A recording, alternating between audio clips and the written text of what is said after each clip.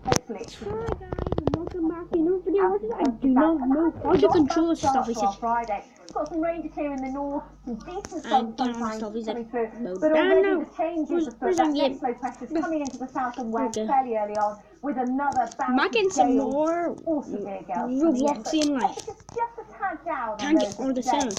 So let's talk about the storm we've been talking about, if you like, because it still looks as if it's on to affect northern France, the Channel Islands, and some parts of the UK. Snow as well over the hills. Of that snow. It's going to be quite a stormy end to the day, and an evening those strong winds so 50 to 70 mile an hour gusts of wind enough to bring down some branches. You can just see some black, some blue coming out the way.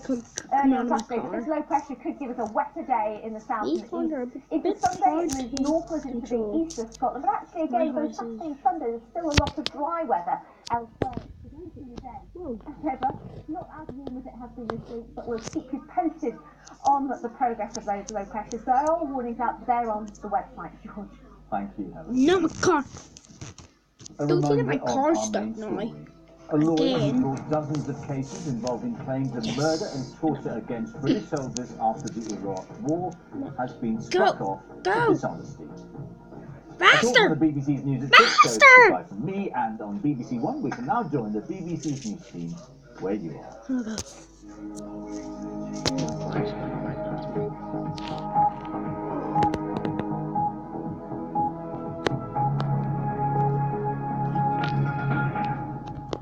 This is BBC News Time with Caramel. The headlines this Thursday evening.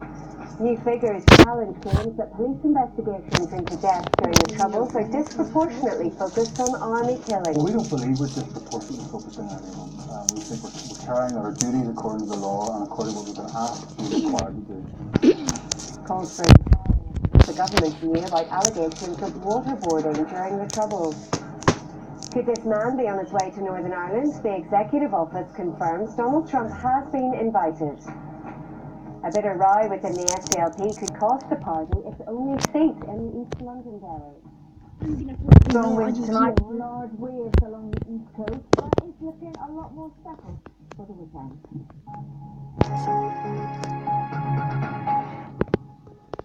Welcome to the program. First, the claims that the police have disproportionately focused on army killing. And junior politicians concern in recent months. But now we've exclusively obtained police figures that continue to tell a different story. The DUP has claimed that some 90% of the investigation is centred on killings carried out by soldiers. But as our Home Affairs correspondent entirely reports, the more accurate figure is closer to 30%. No. Former soldiers protesting last week about investigations into killings by the army during the Troubles. They claim they're victims of a witch hunt. Justice for the veterans! What's been done I'm and driving a what should be Ferrari. done about so-called remaining legacy cases has always been a disputed issue. I'm With the crashing fall of the the crash. Assembly and an election, it's Sorry. a fresh impetus.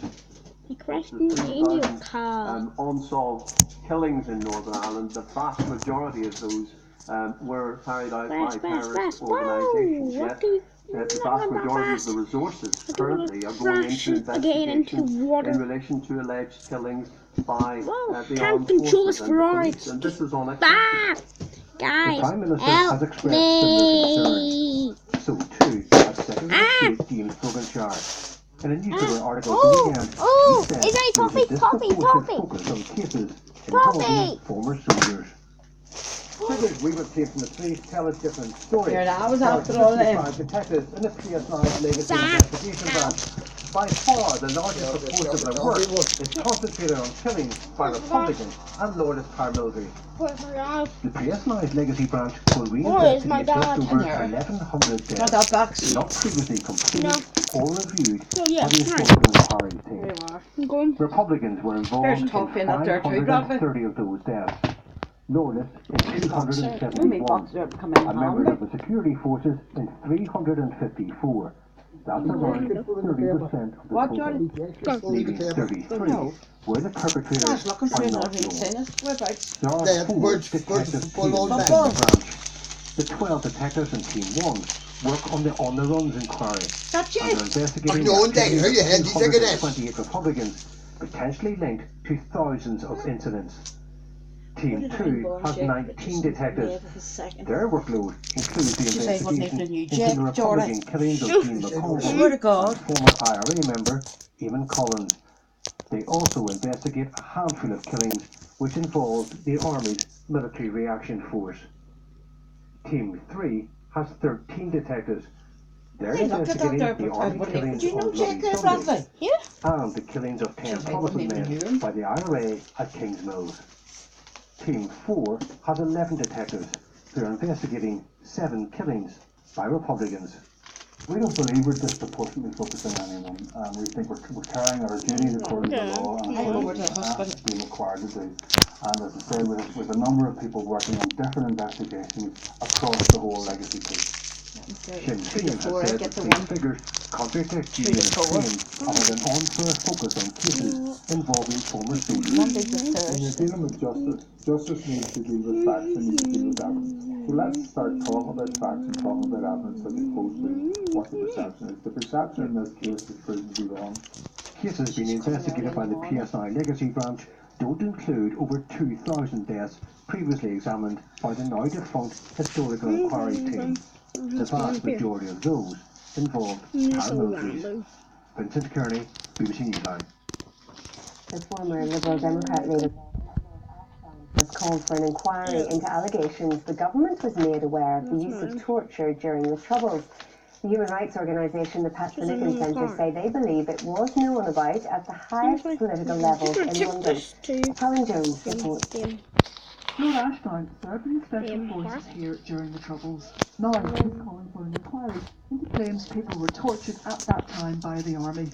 Waterboarding, seen here in reconstruction along with electric shocks, were used in Northern Ireland in the early 1970s, according to the Pat Finnegan Centre. The subject was covered in a BBC Northern Ireland radio documentary in 2012. Now the Pat Finnegan Centre has uncovered new documents. We now have what appears to be clear documentary proof to support what were previously unsupported allegations. I do not believe that the government would have sanctioned these at a high level, but it does appear to me to be the case that having discovered they were going on, it certainly hid the facts, and I find that completely unacceptable. One of 2 men who was arrested and claimed he was waterboarded during questioning told his story to the BBC a few years ago. Water torture, couldn't. Putting a gun against my head and tell me if I didn't admit to killing myself. Last week, the Conservative MP Bob Stewart said he was a kind of torturer while serving as a soldier. He says sleep deprivation and spread eagling were among the techniques used. A group known allegations of torture after they were arrested during the 1970s. Whilst this man welcomes Lord Ashdown's call for an inquiry, he wonders why it took so long. Well, I was just surprised that it took him 45 years to come off of it, because everybody knew people were tortured in the 1970s, particularly ourselves who had a case in Europe. And the Commission, the European Rights Commission, found Britain guilty of torture, although that was 1976 and on appeal. The inhuman and degrading treatment. The government says it will not comment on specific allegations. It says it views torture as abhorrent. Helen Jones, BBC Newsline. Now, a Belfast coroner has urged the police to continue to investigate the death of Seamus McCollum, a 56-year-old profoundly disabled man who was found dead in his bed at a County Antrim nursing home in 2011. Following a 4-day inquest, the coroner was unable to determine whether or not Mr McCollum's death at Main Nursing Home in Randalstown was accidental or deliberate, adding that the case was the most difficult he ever had to deal with. Into Duncan is in court. Yes. Seamus McCollum was one of 10 children. The 56-year-old profoundly disabled man had cerebral palsy and had been in a care home since he was 5. However, his 8 surviving sisters say he was always very much part of their family, and it had been those same sisters who pushed for the truth surrounding his death.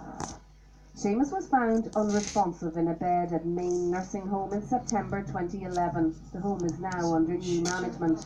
Staff and paramedics tried unsuccessfully to revive him. This is what happened next. A doctor registering the death raises concerns about marks on Seamus's chest and neck. Two detectives and a forensic medical officer attend. The FMO suggests Seamus's fingernails could have caused the marks. A sergeant and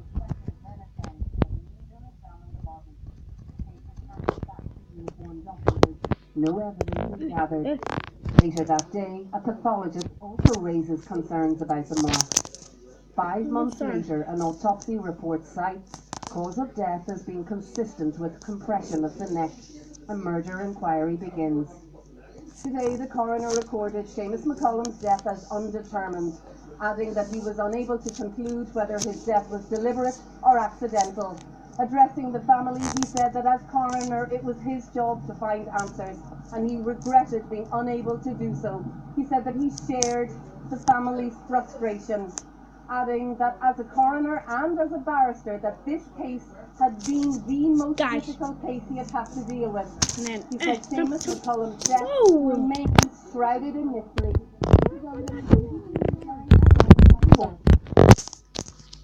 A swan found dead near Lochberg in Londonderry has tested positive for avian influenza. It's the first wild bird to test positive for bird disease. Both wild and farmed birds. The Food Standards Agency says it does not pose a food safety risk for consumers. The owner of a wind turbine that collapsed overnight outside Ballynahinch says an investigation is underway to establish why it buckled. He says it had only been put up a few days ago and was not yet in operation. A bit of row within the SDLP could cost the party its only seat in East Londonderry. The SDLP's outgoing MLA, Jerry Mullen, is standing as an independent after claiming to have been dumped by the party. He's been replaced by the veteran John Dallett, who retired last year. As our political correspondent Enda McClafferty reports, the SDLP vote is now in danger of splitting. His report contains flash photography. They were once firm friends, but are now sworn political enemies. Last time round, John Dallett helped Jerry Mullen to win his old seat. I have been very fortunate to have worked alongside John for a number of years now, and I know that experience will be of a great benefit to me as I begin my own journey. This time, Dallett's back and Mullen's dropped. It's great disappointment to me that I now find that I have been basically stuck in the scrap. Every party is now bringing in new fresh candidates, and this is the SDLP and stuck in reverse. Not so, says the man who's replacing him on the ballot paper.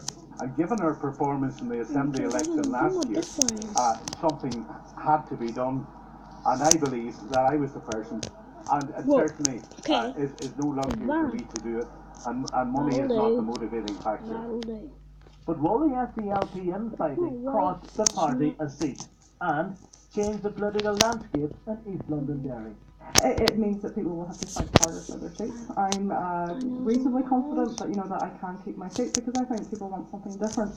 The big political parties have angered an awful lot of people in Northern Ireland. We wouldn't really be looking to other parties and any difficulties that they may or may not be having. We just want to engage with voters and to hear their concerns. That's what's going on in Storm. We need to get in Storm. We need to make Storm work. We need to make it work for the people on the ground. See you guys later. Bye.